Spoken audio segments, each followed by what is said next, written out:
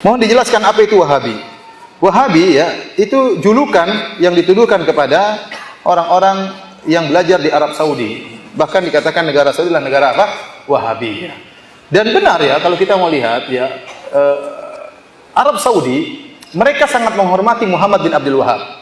Syekh Muhammad bin Abdul Wahab adalah seorang ulama yang sangat dihormati oleh ulama Saudi. Kenapa? Dia pahlawan. Bagaimana bisa berdirinya negara Arab Saudi? Dahulu Saudi itu kelompok-kelompok kecil, pemerintahan-pemerintahan kecil saling bertempur di antara mereka. Muncullah Syekh Muhammad bin Wahab bekerja sama dengan Al-Imam Muhammad bin Saud, bekerja sama maka berdirilah negara Arab Saudi, kemudian disatukan seluruhnya. Makanya Muhammad bin Wahab di mata orang Saudi seperti tuanku Imam Bonjol di mata orang Indonesia. Artinya wajar jika mereka menghormati, karena pahlawan bukan cuma sekedar ulama tapi juga apa? Pahlawan yang dengan jasa dia berilah kerajaan Arab Saudi. Namun orang-orang Saudi tidak ada yang fanatik sama Muhammad bin Wahab kalau saleh tidak diikuti. Dia adalah ulama bermadzhab Hambali sebagaimana ulama-ulama yang lain. Kita pun di Arab Saudi tidak fanatik dengan, saya belajar di Universitas Madinah, saya tidak fanatik dengan Muhammad bin Wahab. Oleh karenanya kita pun belajar di sana fikih 4 mazhab. Kita tidak belajar mazhab Hambali. Padahal Saudi bermadzhab apa? Hambali. Dan banyak guru-guru kita dari ulama Saudi yang mengatakan pendapat masalah ini lebih kuat mazhab Syafi'i, masalah lebih kuat mazhab apa? Maliki. Tidak ada fanatik sama sekali. Meskipun mereka bermadzhab apa? Hambali. Adapun orang-orang yang hasad kepada kerajaan Arab Saudi, dan banyak yang hasad, terutama orang-orang Syiah sangat hasad kepada kerajaan Arab Saudi. Kita bilang Arab Saudi dengan penuh kekurangannya, namun dia adalah negara yang terbaik yang ada sekarang. Syariat Islam ditegakkan, meskipun tidak sempurna, pasti ada kekurangan. Alhamdulillah, yang berzina dihukum, yang mencuri dipotong tangannya. Alhamdulillah, orang-orang menutup aurat. Alhamdulillah, tidak ada tempat-tempat pelacuran. Kalau ada ditangkap ya. Ada tempat pelacuran yang sembunyi-sembunyi di rumah-rumah. Saya pernah punya teman kepala Hayy Amar Ma'ruf Nahi Munkar. Dia mengatakan kepada saya, Firanda, ini bulan Ramadan saya berhasil tutup 30 rumah-rumah yang dijadikan apa? Tempat pelacuran. Tidak resmi semuanya. Ya, maksud saya tapi tidak ada terbuka, dibolehkan, tidak ada ya. Alhamdulillah ya. Di mana-mana sholat masjid penuh di mana-mana, alhamdulillah. Ya. Orang negara yang sangat aman, taruh mobil gitu dinyalain masuk masjid, nggak ada yang nyuri mobil tersebut. Di Saudi seperti itu. Saya pernah sampaikan ya, saya pernah mau keluar dari rumah, ada mobil di belakang saya ngalangi mobil saya. Orang Saudi ngawur ini, parkir sembarangan. Maka saya datang ke mobil tersebut, saya buka, saya bel-bel, mobilnya nyala, ada BlackBerry di sampingnya. Tet, nggak ada orangnya. Akhirnya saya naik, saya mundurin. Kemudian baru saya keluar, baru saya majuin lagi, baru saya pergi. Coba kalau Indonesia, minimal BlackBerry-nya hilang. Yang jelas mobilnya juga hilang. Bayangkan sambil nyala dibiarin begitu saja. Di sana susah. Alhamdulillah. Bukan berarti tidak ada pencurian mobil, ada tapi kecil, minimal. Artinya kebaikannya sangat banyak. Belum lagi bagaimana khidmah pelayanan terhadap jemaah haji, jemaah umrah luar biasa. Pembagian sana gratisan sangat banyak. Saya lihat sendiri pembagian gratisan sampai jemaah-jemaah umrah, jemaah haji yang plus, yang kaya raya juga kalau ada pembagian gratis rebut-rebutan. Benar, saya ini jemaah plus, saya bimbing mereka kaya raya, pembagian gratis mereka juga semangat padahal mereka kaya raya. Ya. Namun kalau gratis itu menyenangkan ya. Jadi luar biasa, kekurangannya jelas ada, kekurangan jelas ada. Kemudian timbullah isu-isu bosnya orang-orang Wahabi suka menumpahkan darah sampai bikin buku judulnya apa, sejarah berdarah sekte Wahabi. Ya akhi, tuduhan yang macam-macam. Apakah ada orang-orang kita waktu berhaji berumrah ketakutan di sana, takut dibunuh sama orang Wahabi? Enggak ada, justru aman kalau di sana. Justru sampai ke Indonesia malah kita ketakutan, dicuri, dirampok ya. Macam-macam, pagar harus dikunci, mobil hilang ya. Di sana tidak ada ketakutan sama sekali, apa yang ditakuti? Mana haus darahnya? Apakah Arab Saudi tidak membantu negara-negara Islam yang lain? Sangat membantu. Tidak memandang itu mazhabnya apa, dibantu semuanya. Indonesia dibantu berulang-ulang. Aceh dibantu berulang-ulang.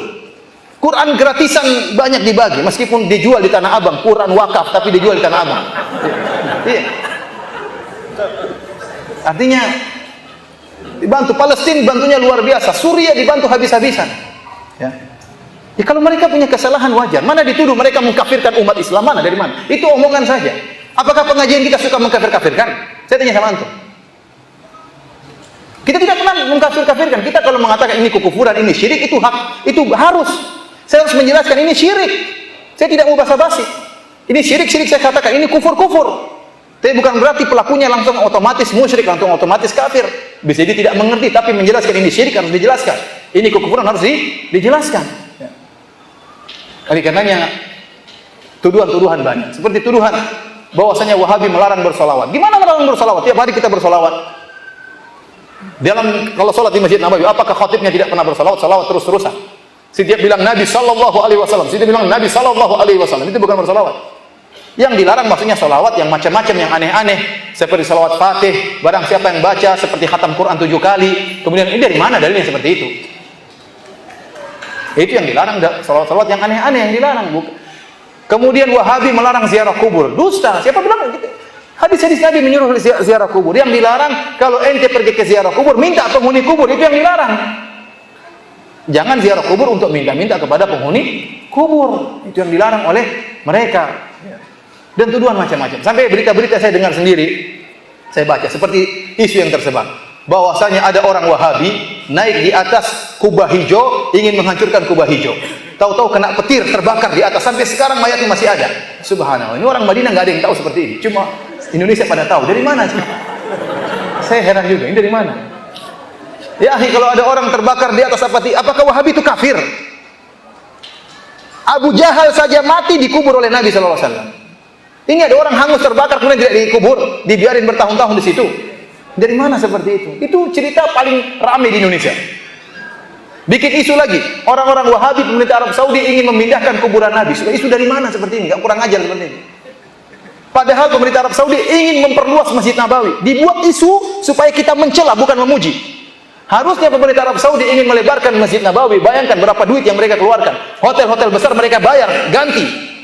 Berapa duit, berapa triliun yang mereka keluarkan demi untuk melebarkan Masjid Nabawi untuk khidmah kepada masyarakat. Sebagian orang Syiah bikin isu bahwasanya mereka ingin memindahkan kuburan Nabi. Dari mana seperti ini? Akhirnya mencela. Yang penting mencela dulu, meskipun di cross check tidak benar. Kita aja di Madinah nggak tahu ada dari mana isu seperti itu. Sampai Indonesia kita sini nggak tahu. Tinggal di Madinah, tiap hari sholat dekat kuburan Masjid Nabawi, kuburan Nabi tidak tahu cerita seperti itu, tahu tersebar sana sini. Dusta. Bahkan berapa tahun lalu, 2 tahun lalu saya hajian. Saya baca di salah satu di internet, berita di internet, orang-orang Wahabi Arab Saudi menyewa tentara Israel untuk menjaga keamanan di pelaksanaan jemaah haji. Subhanallah. Ngapain sewa tentara Israel? Masih banyak tentara Indonesia yang miskin-miskin yang bisa disewa. Bayarnya lebih murah mungkin. Sekalian hajian. Ngapain harus sewa? Emang jaga penjahat kemudian sewa apa? Tentara dari Israel. Dusta besar. Namun tersebar. Artinya para hadirin, maksud saya, sekali lagi saya katakan Arab Saudi negara yang saya lihat sangat baik dengan segala kekurangannya. Tapi kita harus memandang dengan kacamata yang adil.